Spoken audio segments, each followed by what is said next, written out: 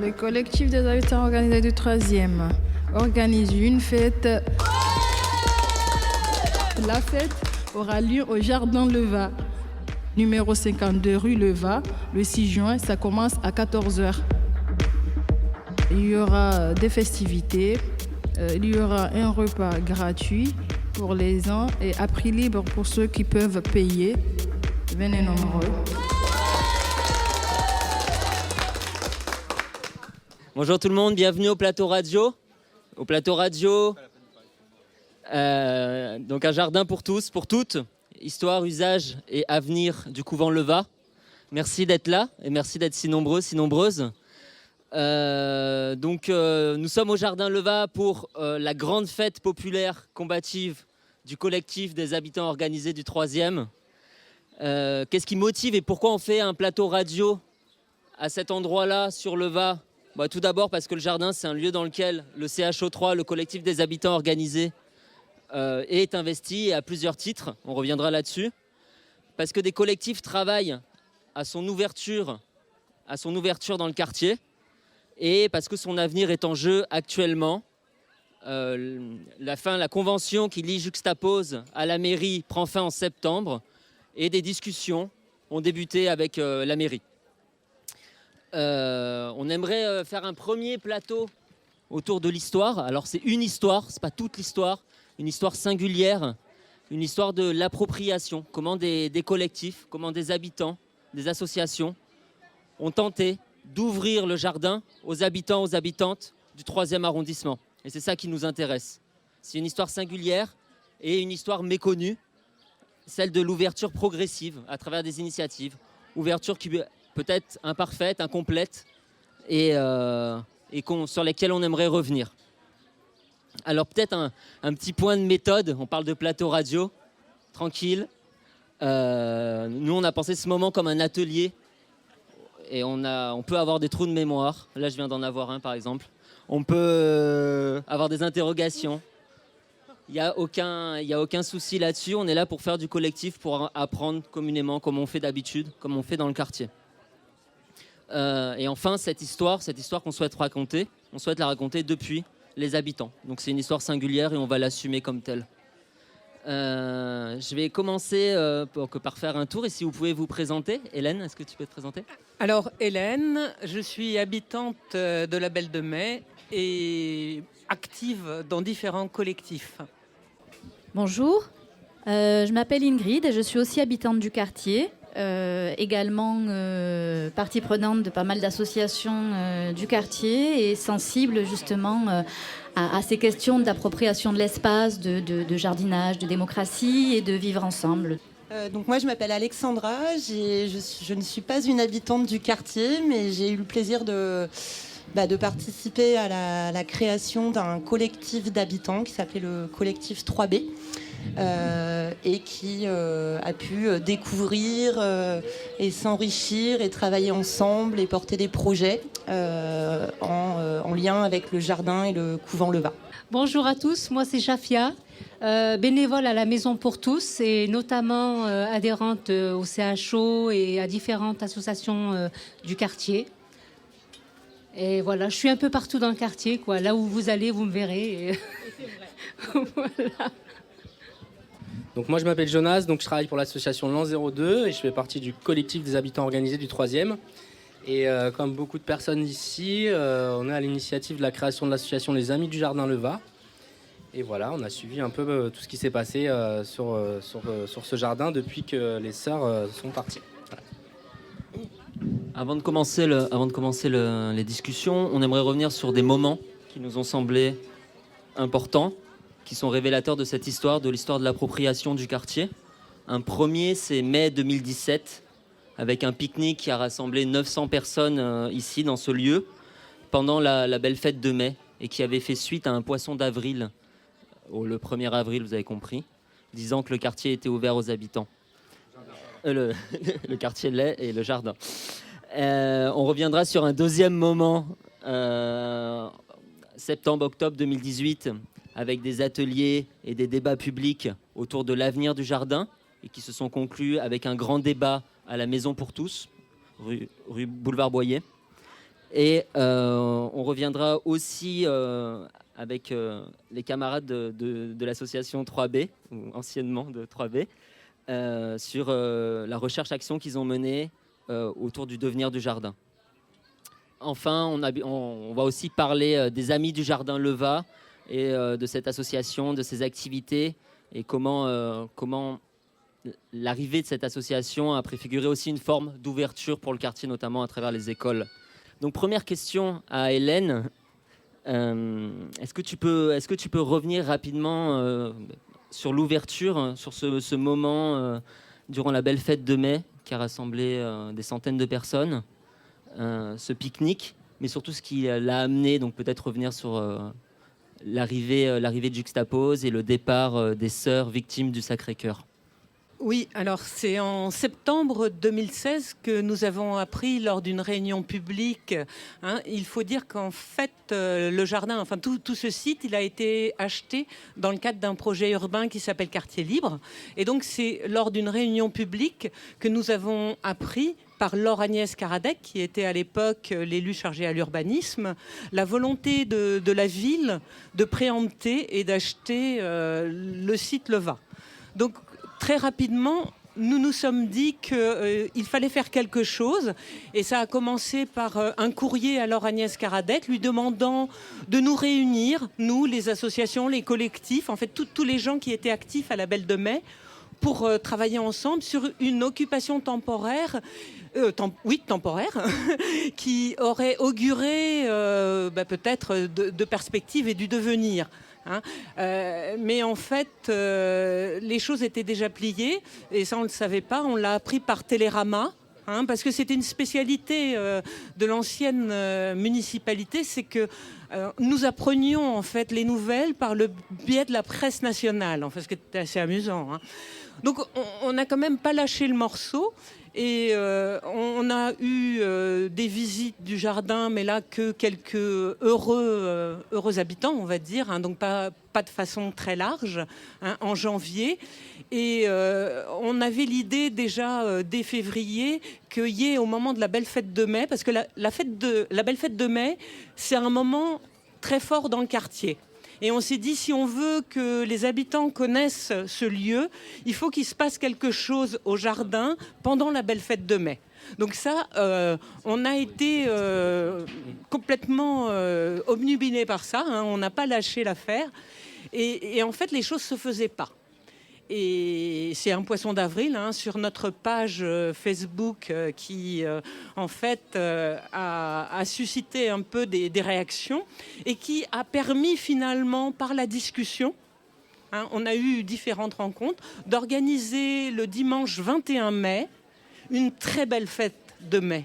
Une très très belle fête de mai avec, il y avait déjà quelqu'un qui attendait, on est arrivé pour ouvrir, on a commencé à 11h, il y avait déjà un monsieur qui était là avant, qui attendait l'ouverture, on avait accueilli toutes les personnes qui sont venues, on dit 900 mais si ça se trouve c'était 1000 et il n'y a pas eu de dégâts dans le jardin parce qu'on était aussi dans le souci de sa préservation. Et juste dans les histoires d'appropriation, la page, il y a une page Facebook Jardin Leva qui a été créée un mois après le pique-nique, le 21 juin 2017. Et l'idée, c'était, on ne veut pas que cette page, elle nous échappe, c'est pour ça qu'on l'a créée. Et je dirais que tout ça, ça fait partie d'un travail d'appropriation qui, après, a été porté par tout le monde et qui était, de toute façon, dès le démarrage, porté par un grand nombre. Et nous avons continué à réclamer aussi, comme le bâtiment nous échappait, que le jardin puisse être co-géré avec nous. Nous parlions de gouvernance partagée et c'était quelque chose qui nous a importé aussi pendant tout le temps. Et j'ai relu tout, parce qu'en fait, ce qui est aussi très bien, c'est que par exemple, le jour du pique-nique, on avait mis une boîte à idées et il y a eu des magnifiques contributions. Un enfant qui a fait un dessin pour dire que c'était le jardin des paradis, les paradis IES. Et c'est vraiment, on s'est dit qu'on avait raison, on portait quelque chose et qu'il fallait qu'on continue et qu'on s'associe les uns aux autres pour pouvoir gagner. Et je dirais que sur la question de la gouvernance partagée, on a eu un strapontin, puisqu'on a eu un comité de gestion qui n'a pas été à la hauteur de nos désirs. Mais en revanche, il faut aussi admettre qu'il a permis, par exemple, 1 an après, que le jardin ne soit pas fermé. Il y a eu quand même des choses qui ont pu être acquises, même si, de fait, dans ce comité de gestion, on avait des statuts très différents. Alors, du coup, ça a été des périodes 2016, on va dire 2019, 2020, très très denses, où il s'est passé beaucoup de choses. Donc, du coup, on ne peut pas revenir sur tout. Mais je pense que la question du comité de gestion, on va revenir dans notamment les prochaines parties. Mais du coup, il y a le projet 3B, en fait, et qu'à un moment a essayé de s'approprier aussi ce jardin et cet espace. Donc, est-ce que vous pourriez nous présenter un peu de projet 3B? Quelles initiatives vous avez prises, notamment en relation avec le jardin Leva? Ouais. Donc pour rappel, le projet 3B, il a démarré en début 2018. Il y a eu d'abord la rencontre avec le groupe Passerelle à la Maison pour tous, qui a énormément facilité le démarrage de ce projet, qui se voulait en fait une action recherche collective et participative dans l'idée de vraiment accompagner des habitants pour la réalisation d'actions concrètes et d'apprendre et de mieux connaître en fait les ressources du quartier. Donc la dimension recherche était en lien avec cette idée de mieux connaître les ressources du quartier. On a en effet réalisé qu'il y avait une méconnaissance assez totale en fait de ce potentiel et de tout ce potentiel de ce jardin Leva.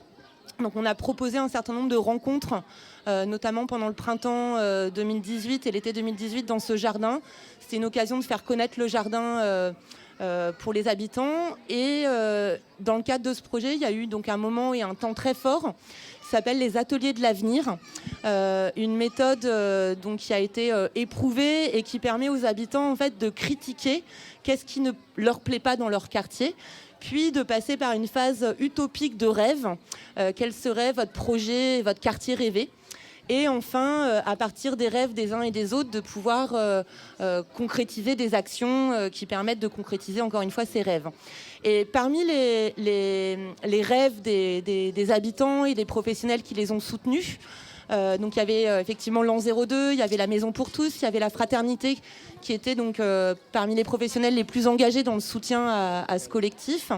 Il y avait donc 3 projets qui ont émergé, dont un projet qui disait on souhaite faire la fête et on a besoin d'un lieu pour se réunir et faire la fête.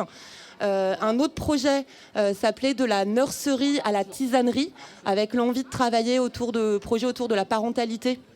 Et également donc tisanerie pour faire référence à l'accès donc à un espace vert, à pouvoir à la culture de différentes choses.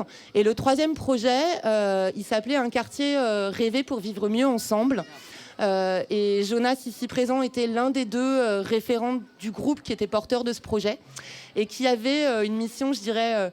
Et Hélène est également membre de ce groupe. Et il y a eu donc un certain nombre de projets et d'envies autour de questions autour de la mobilité, autour des logements. Donc ils avaient une feuille de route assez chargée, un programme très ambitieux, qui peut toujours être d'actualité d'ailleurs. Et l'un des principaux objectifs, c'était de se dire on souhaiterait en fait avoir un lieu pour se réunir, un lieu pour agir ensemble, un lieu pour développer des projets, nous habitants, et un lieu où on pourrait décider à la fois de l'avenir de ce jardin et de ce couvent, mais aussi de l'avenir du quartier. Et du coup, cette démarche, elle a vraiment facilité, voilà, je dirais, la connaissance du quartier. Et au même moment, il y a eu une concertation lancée par, donc, dans le cadre de Quartier Libre. Donc ça, c'était le printemps 2019. Et où la ville et la métropole ont invité quelques habitants à venir se réunir et quelques associations. Il nous a semblé opportun voilà, de convier l'ensemble des membres du collectif 3B et des partenaires pour participer à cette dite concertation.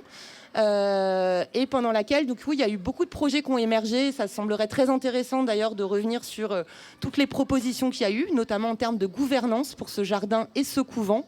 Et j'insiste sur jardin et couvent. On va y revenir tout à l'heure, du coup. Okay.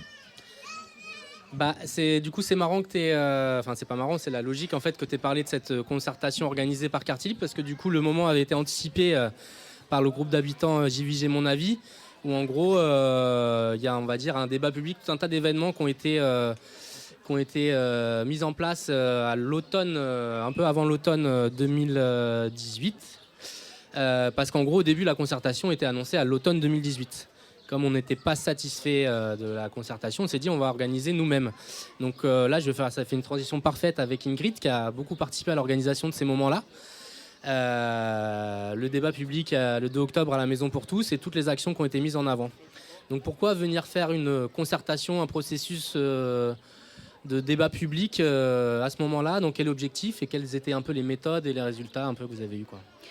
Alors déjà, je dois dire que c'est pas arrivé d'un coup, c'est le résultat d'un long processus qui a commencé justement par l'implication des associations et des habitants du quartier pour faire ouvrir le jardin et que les usages soient partagés au départ, et qui a justement continué par une mobilisation collective de plus en plus importante il y a eu énormément de réflexions des uns et des autres. Et la concertation qui était organisée, évidemment, elle était organisée un peu comme toujours depuis le haut. Ça nous a semblé vraiment très, très insuffisant dans un quartier où justement beaucoup de personnes n'ont pas voix à la parole classiquement, ou par un problème de confiance en soi, ou par un problème de publicité. Parce que c'est pas de décider qu'un événement est public, de dire voilà, on fait une concertation, on a fait une réunion publique, et ceux qui sont pas venus, tant pis pour eux. La publicité, elle s'organise en fait. Voilà, c'est pas de dire qu'un événement est public qui le rend public. La publicité, ça demande d'être active pour qu'elle soit réelle. Voilà, elle demande d'être mise à l'épreuve. Ce qui veut dire, en fait, aller à la rencontre des gens avec différentes paroles, parce que tout le monde ne parle pas de la même manière, avec le même vocabulaire, n'a pas les mêmes codes, ne fréquente pas les mêmes endroits. Et ce qu'on a essayé de faire, à un moment donné, c'est essayer justement de rétablir un petit peu cet équilibre, en fait, et de créer une concertation qui implique les gens, qui implique les habitants, de manière la plus large possible. Alors bien évidemment, ce qu'on a fait, on a trouvé que c'était quand même une réussite et une surprise parce qu'il y a eu énormément de monde et dont des gens qu'on n'avait pas l'habitude de voir dans les instances classiques. Ceci dit, bien sûr que c'est insuffisant. On ne dit pas qu'on a organisé la concertation du siècle dans le quartier parce que tout reste à faire. Ceci dit, ce qui est important à souligner, je pense, c'est qu'à ce moment-là, il y a vraiment une dynamique qui s'est créée et des personnes qui étaient prêtes justement à prendre le relais avec d'autres voies d'expression et d'action et qui étaient intéressées justement par le fait de réfléchir sur les usages et sur la manière de vivre ensemble cet espace que nous partageons. Il y a eu des propositions d'organisation d'un couscous. Il y a eu plein de choses en fait qui n'ont pas pu se faire, pour différentes raisons. Puis après, je ne vous apprends pas avec le Covid un peu à tout cloisonner. Mais je pense que c'est important de mettre l'accent là-dessus. C'est une concertation qu'on a organisée justement en collectif d'habitants, pas sous l'égide d'une association ni d'un collectif particulier. Tout le monde a participé de manière égale. Il n'y a pas eu justement d'organisateur principal ou des choses comme ça. Et il y a énormément de propositions qui ont émergé, d'idées qui ont émergé, qui étaient toutes les plus intéressantes les unes que les autres. Et je pense que ceux qui doutent encore de l'existence de l'intelligence collective et des qualités justement d'avoir un public diversifié, ferait bien de regarder les résultats de ce genre de concertation parce que c'est quand même somme toute intéressant et j'espère que ça va pouvoir continuer parce que l'enjeu est là aujourd'hui. Et du coup, moi, je peux rajouter des éléments un peu concrets de ce qui a été organisé. En fait, c'est qu'en gros, il y avait un défaut de communication sur l'existence du jardin. Donc, je vais vous donner un exemple. La mairie de l'époque, quand on leur demande de faire une communication pour que les gens se rendent compte de déjà l'existence du jardin, ce qui a été déposé, ils ont déposé 50 affiches au jardin. Ils ont prié les habitants de pouvoir aller les coller dans le quartier avec le gros logo de quartier libre et un truc pas du tout lisible, quoi. Donc par exemple, il y a tout un groupe qui s'est réuni et qui a créé un peu des différents slogans. Il y a toute une démarche sur la communication en différentes langues. En français, en arabe, en comorien, en arménien, en kurde. Et du coup, on a affiché un peu ça un peu partout dans le quartier. On a essayé d'un peu de varier les modes de discussion. Donc il y a un atelier de débat dans l'espace public de porteurs de parole qui a été organisé avec une question autour du besoin d'espace vert dans le quartier, sur la place Cafo. Donc un jour où il y a le marché, où il y a beaucoup de passages, etc. Donc ça permet à plein de gens aussi de discuter. il y a cette espèce d'autres pique-niques qui a été organisé. Mais avant, ça a été beaucoup de temps en fait, à aller dans la rue avec nos petits flyers en différentes langues, à discuter avec les gens à chaque fois qu'on donnait un papier, à demander où ils étaient, qu'est-ce qu'ils connaissaient l'endroit, etc. D'aller faire le tour de tous les autres jardins et potagers qui est un peu dans le secteur. Et voilà, et créer des liens un peu simples et intimes en fait avec les gens. Et du coup, ce qui a permis à la fin du mois de déboucher sur cette espèce de grande réunion au centre social où on était à peu près 90. Et où du coup, il y a beaucoup de revendications et de questions et d'envie pour le bâtiment comme pour le jardin qui ont été posées par les habitants, qui sont récurrentes et qui sont repris, on en parlera dans la troisième partie, comme aujourd'hui des revendications qu'on porte pour l'avenir de ce lieu-là, quoi. Et j'ajouterais que la création des Amis du Jardin Leva a porté aussi cette volonté d'ouvrir le plus largement possible. Ça, c'est aussi important. En tout cas, après, ça a été d'autres personnes qui l'ont porté. Mais au démarrage, c'était bien ça.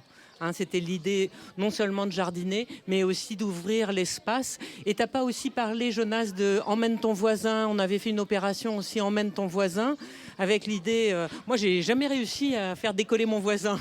C'était le pique-nique, quoi. C'était un gros pique-nique qui avait été organisé sous la pergola là, qui est là-bas. On continue avec un quatrième moment qui nous semble important d'évoquer. Hélène l'avait abordé, c'est la création des Amis du Jardin Leva, de l'association des Amis du Jardin Leva. Jonas, tu t'en rappelles ? Ouais, je m'en rappelle bien parce que j'étais là pas mal. En gros, au début, moi quand je suis arrivé, Hélène elle montre sa carte, c'est la première adhérente. Le jardin, il était ouvert le mercredi après-midi et 2 dimanches par mois, si je me rappelle bien. Voilà. C'était les moyens qu'avait Juxtapose pour l'ouvrir à ce moment-là. Et du coup, nous, l'enjeu, ça a été de récupérer une parcelle potagère pour aussi avoir les clés et pour pouvoir y accéder plus qu'à l'ouverture publique et pouvoir ramener des voisins et des voisines à travers le prétexte du potager pour pouvoir découvrir le jardin, etc. Donc du coup, c'était un peu au moment où il y a eu ce comité de gestion qui s'est mis en place, qui s'avérera être plutôt une coquille vide et je pense que la plupart des acteurs qui ont participé pourront en faire la critique. Mais du coup, voilà. Donc en gros, essayer de monter cette association pour qu'il y ait une association des habitants qui récupère une parcelle, qui puisse travailler la terre. Moi, j'habitais une rue à 100 mètres. Je me suis dit, bon, avoir un accès à la terre en ville, pourquoi pas. Et en plus, si ça peut permettre d'ouvrir plus le jardin, c'est une manière de mettre le pied dedans. Donc voilà, il y a plusieurs stratégies à ce moment-là, mais du coup, celle-là, elle a été choisie par nous, d'avoir cette parcelle, de mettre en place cette association. Et puis surtout, au début, il n'y avait pas vraiment des gens qui étaient qualifiés pour le jardinage. Donc c'était vraiment le prétexte. Puis après, on a mis ça en place. Et puis petit à petit, il y a des gens qui sont arrivés.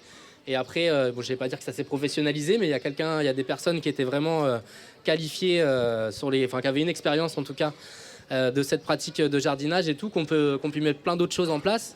Et ça, peut-être, je vais te laisser expliquer, Steph, toi, comment tu as vécu le truc, et puisque tu fais partie de l'asso aussi. Oui, tout à fait. En fait, on a réussi à salarier une personne qui s'appelle Marion, qui avait une expérience en permaculture. Et donc, elle nous a beaucoup conseillé et elle a mis en place des cercles de permaculture aussi. On a obtenu un petit espace en plus du potager. On a fait, grâce à elle, des ateliers parents-enfants le mercredi.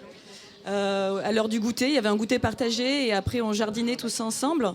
Il y avait des pique-niques aussi les mercredis qui étaient initiés régulièrement.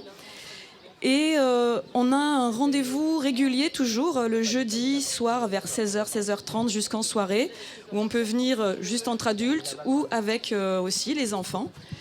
Voilà, on adapte les activités selon les âges.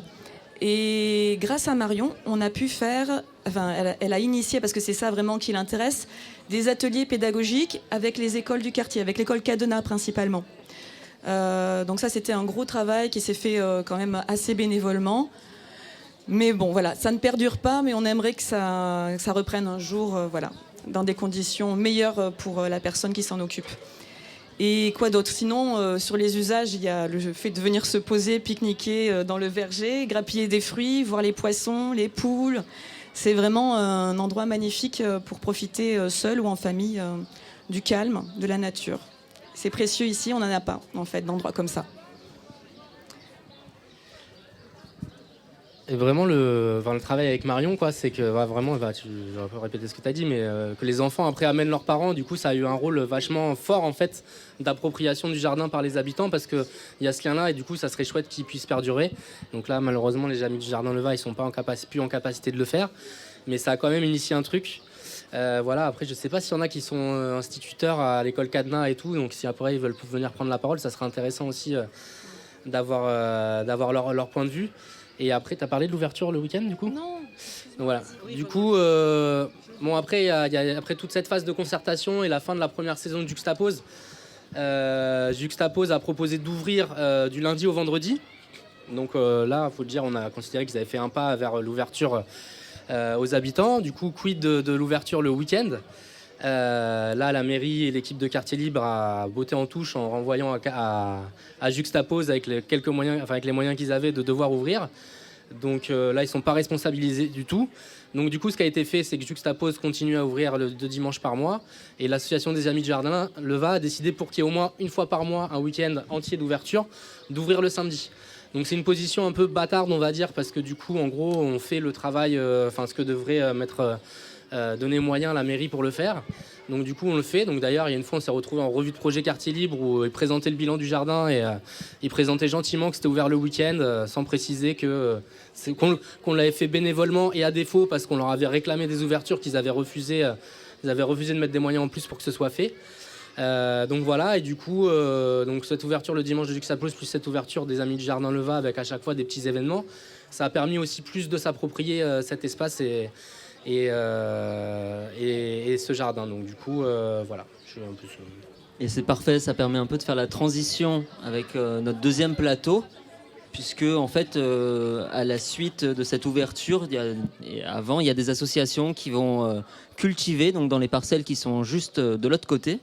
On va les nommer, mais il y a les ateliers thérapeutiques, il y a le GEM Parenthèse, il y a un chez-soi d'abord depuis peu, le lieu de répit.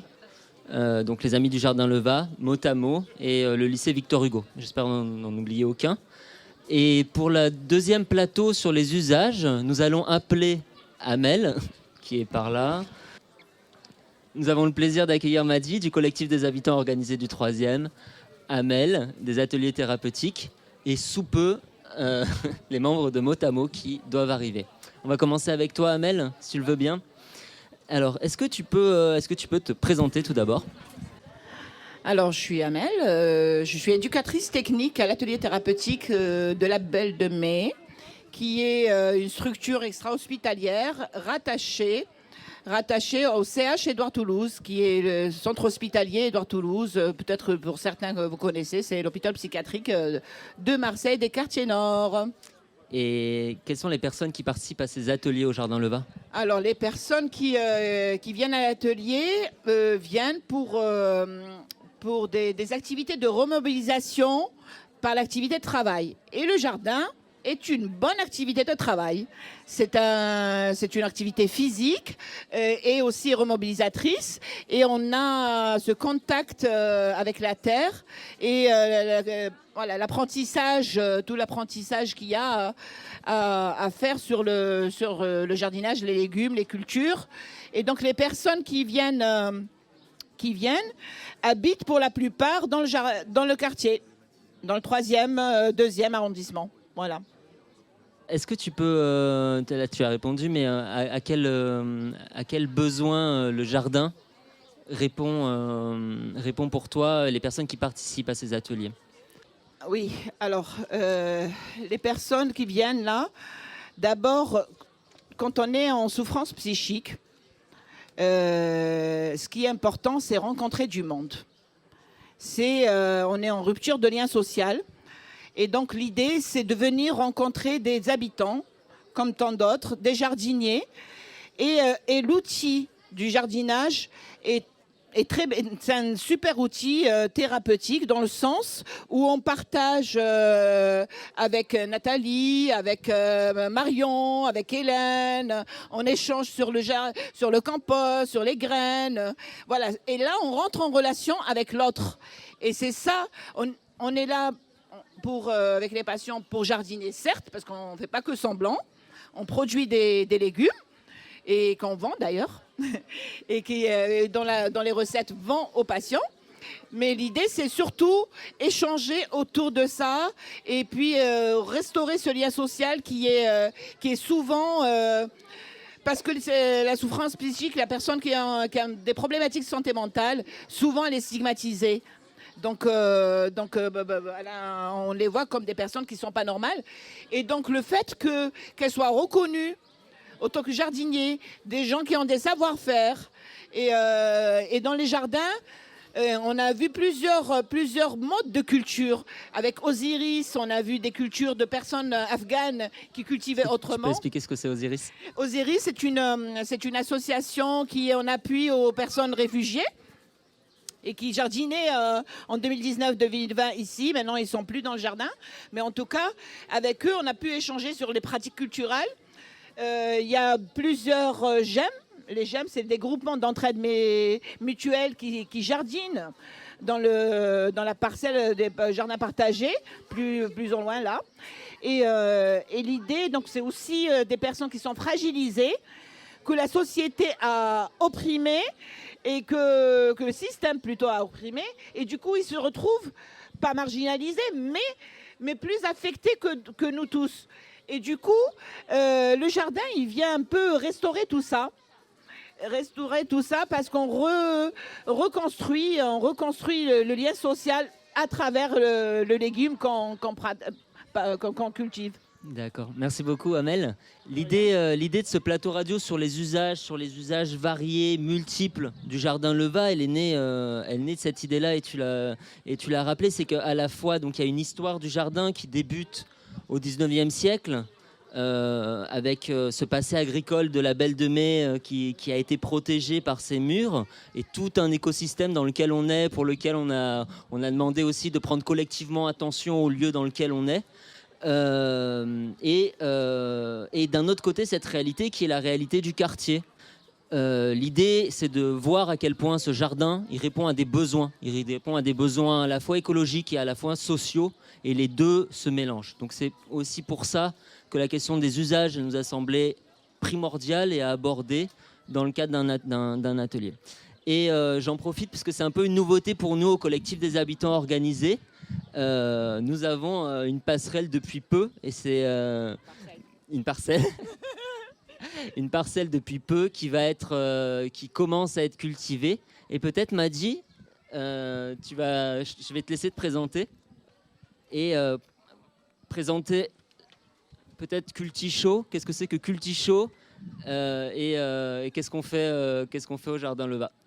Merci, c'est Madi de l'association de CHO3. Donc le Cultichaud est une branche de l'association du collectif des habitants du 3e. Qui dit culti, cela veut dire c'est cultivé, et le chaud vient de CHO3. Donc maintenant on a rassemblé, c'est CHO plus culti égale à Cultichaud. Donc avec le Cultichaud, donc on est là pour cultiver la terre. Et suite, depuis le premier confinement, le CHO3 s'est mobilisé pour une aide sociale auprès de la population vulnérable dans le quartier le plus pauvre de Marseille. Suite aux activités de distribution des denrées alimentaires, on s'est mis d'accord, vu la nécessité de planifier les moyens d'autosuffisance. Sur ce, on a cherché une parcelle ici dans le Jardin Leva. Aujourd'hui, après plusieurs contacts faits avec le collectif de la CAIAS, le bon fonctionnement de nos projets, la CAIAS est prête à travailler avec nous. Du coup, on prépare nos agents psychologiquement pour faire motiver les gens pour pouvoir accueillir la CAIAS. Donc, on a déjà notre parcelle dans le Jardin Leva qui vient d'avoir le jour, mais bien protégée et bien soutenue par les membres du Cultichaud, dont je suis le référent. suivi par Marie-Thérèse et Sandra, Algia et Mfohaya, pour ne citer que cela. Merci et merci pour toujours. Merci pour tous. Yeah, super. Tout à l'heure, on a parlé de l'aspect thérapeutique du jardin, mais pas pour que les personnes fragilisées. Moi, j'ai souvenir que juste après le premier confinement et pendant le premier confinement, j'ai rencontré une maman ici dans le jardin qui était en burn-out, qui venait d'accoucher et qui a dit que ce jardin l'avait sauvée parce qu'elle pouvait sortir de chez elle et venir se poser avec son bébé ici. Et voilà. Et donc c'est très important, rien que de venir se poser ici. C'est une respiration pour tous les habitants. Voilà. Motamo, ils sont en train de se chercher mutuellement. Donc Yamina, si tu m'entends, on t'attend. Du coup, on va revenir au dernier moment de ce plateau radio autour de l'avenir du Jardin Leva. Mais tout d'abord, on est super content d'avoir la parole de Motamo. Voilà. Alors, est-ce que tu peux présenter Motamo ? Je m'appelle Feta Becheker, je suis étudiante en fac de langue et je suis aujourd'hui ici pour juste présenter l'association Motamo. Alors déjà, l'association elle donne des cours en français et ils ont aussi un jardin partagé ici dont ils plantent des fleurs ou même d'autres choses, tout ce qui concerne le jardinage quoi. Et elles se retrouvent aussi entre elles pour discuter, pour parler d'autres choses. Et quoi d'autre ? Et puis voilà quoi. Voilà, merci. Au revoir. Donc la convention qui donne la gestion du lieu à Juxtapose prend fin en septembre et la mairie propriétaire du lieu, donc ils se sont retrouvés avec Juxtapose pour discuter, pour faire un bilan des 4 années passées. On a eu aussi une discussion ce lundi, différentes associations et collectifs avec la mairie sur laquelle on va revenir et sur lesquels on aimerait exposer les revendications collectives. Et si vous voulez, il y a 2 enjeux comme ça qui sont apparus à court terme pour l'été. C'est la préservation du lieu durant les événements festifs, durant les événements culturels qui vont avoir lieu. Et un enjeu à partir de septembre, mais il a déjà commencé, qui est de savoir comment les habitants et les usagers pourront décider du devenir du lieu. Et c'est ça, et c'est sur ce point-là que porte la bataille très clairement. Dans ce contexte, on va se demander quelles sont les revendications des associations et des habitants quant aux usages du jardin, mais aussi en termes de gestion et d'autogestion du lieu. Est-ce que vous pouvez, donc Hélène et Jonas, expliquer qu'est-ce qui a été un peu acté collectivement quant au devenir du lieu au niveau institutionnel ou au niveau de nous ? À la fois au niveau institutionnel, okay. De revenir au niveau institutionnel sur les en gros, et puis les revendications dans un second temps. En gros, comme la convention de Juxtapose, elle arrive à terme le 30 septembre, qu'ils ont fait un communiqué, qu'ils annonçaient qu'ils allaient partir. Que ce qui s'est passé aussi, c'est qu'avant, donc, si vous voulez, le jardin, ça appartient à la mairie de Marseille. Seulement, ça rentre dans le cadre d'un projet urbain qui s'appelle Quartier Libre. Et l'équipe qui gérait ce projet Quartier Libre pour l'institution était à la mairie de Marseille et après est passée à la métropole. Donc avec l'arrivée de la nouvelle mairie, il y a une décision de l'équipe municipale de retirer ce lieu du projet Quartier Libre. Donc voilà, il y a un micmac, on est dans un micmac métropole-mairie, mais c'est quand même la mairie actuelle qui a la main puisque c'est sa propriété. Et du coup, c'est qu'est-ce qu'ils vont faire de ce lieu-là.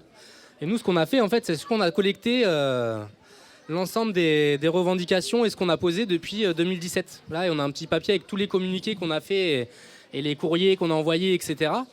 Donc je vais essayer de les dire tous de tête. Donc déjà, ce qu'on avait acté au moment de la très légère concertation qui avait été organisée par Quartier Libre, c'est qu'avant de discuter de l'usage du bâtiment et du jardin, il fallait discuter de l'usage de sa gouvernance, on va dire, et comment réfléchir à une gestion collective du lieu. C'est-à-dire que des collectifs d'habitants, la société civile, on va dire, s'organiser ou pas, et le droit de cité, et pas qu'à titre consultatif, dans la gestion et du bâtiment et du jardin.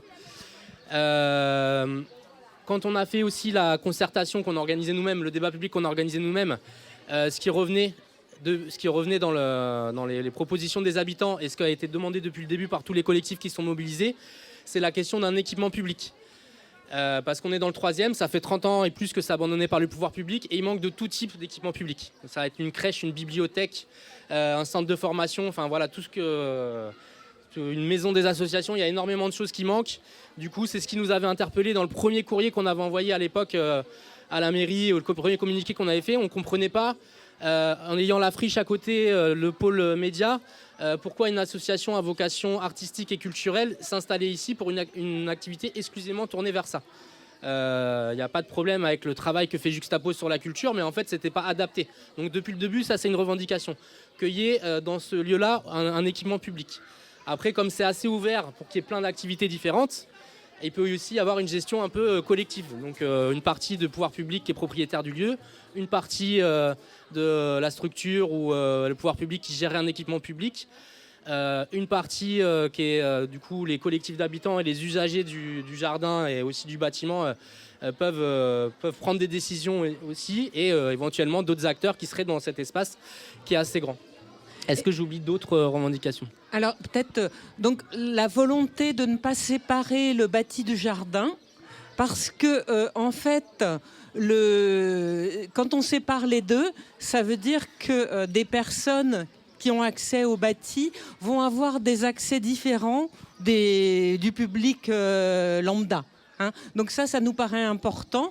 De plus, il y a une chose aussi importante et qui avait été tout de suite repérée par les habitants qui sont venus le 21 mai 2017 au pique-nique, c'est que c'est un jardin extraordinaire, dirait Charles Trenet. En fait, c'est un jardin incroyable parce que c'est un jardin qui a échappé à l'industrialisation, à plein de choses. Donc cette qualité paysagère, et les associations qui jardinent le revendiquent également, nous avons envie, nous aussi habitants, de la conserver.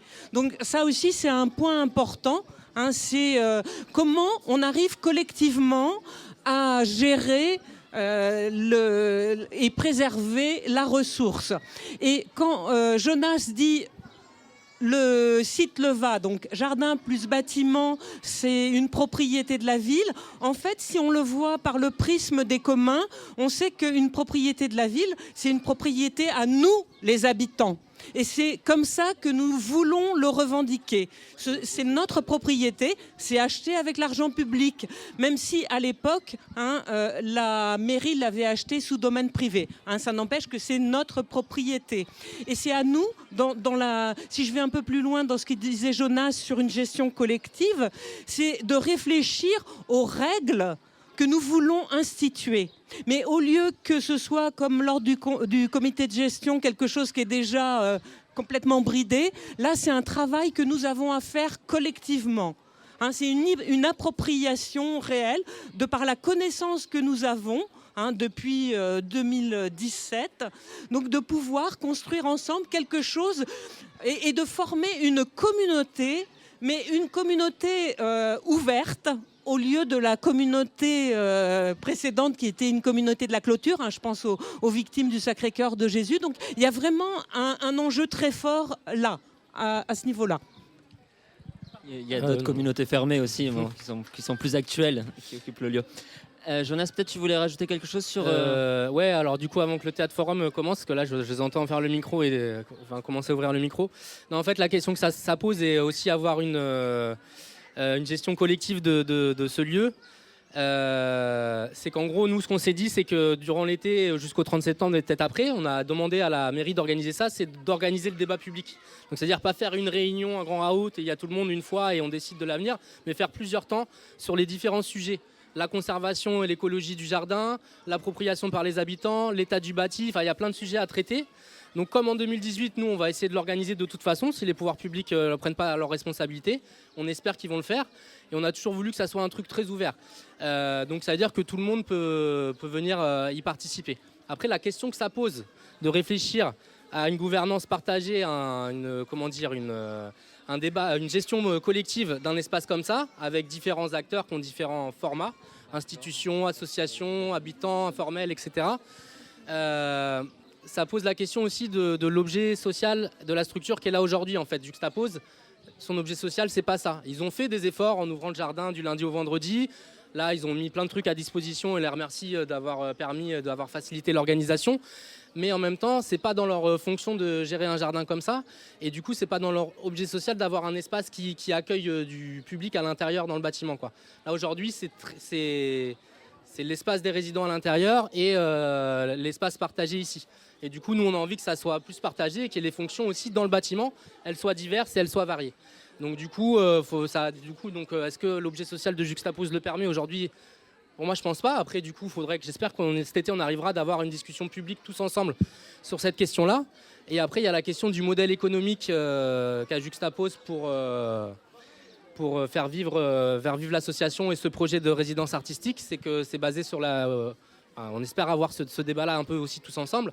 C'est que c'est basé sur des soirées, le bar et tout, etc. Et du coup, là aujourd'hui, il y a pas mal de monde, mais du coup, il y a des soirées où encore plus de monde. Et sur la préservation du site, du jardin, c'est quand même complexe. Donc du coup, il y a ça aussi à poser en question. J'espère que Gustavo sera prêt à le débattre.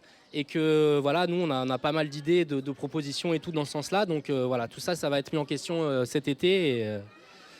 Et voilà, quoi. Je sais pas s'il y a autre chose, mais je pense que c'est ça le fond du truc, quoi. Voilà justement, alors on va clore ce débat, mais c'est pas pour clore la conversation ni la lutte qui s'en suivra. C'est davantage un appel à suivre ce qui va se passer durant l'été et après. Il y aura des moments collectifs. Restez, on va informer notamment à travers la newsletter du collectif des habitants organisés sur ces moments-là. On remercie les invités qui sont venus, on vous remercie le public. On va laisser la place de l'autre côté au Théâtre l'Opprimé. Au Théâtre de l'Opprimé, qui va débuter sous peu. Merci. Merci. Merci. Merci. Merci. Merci.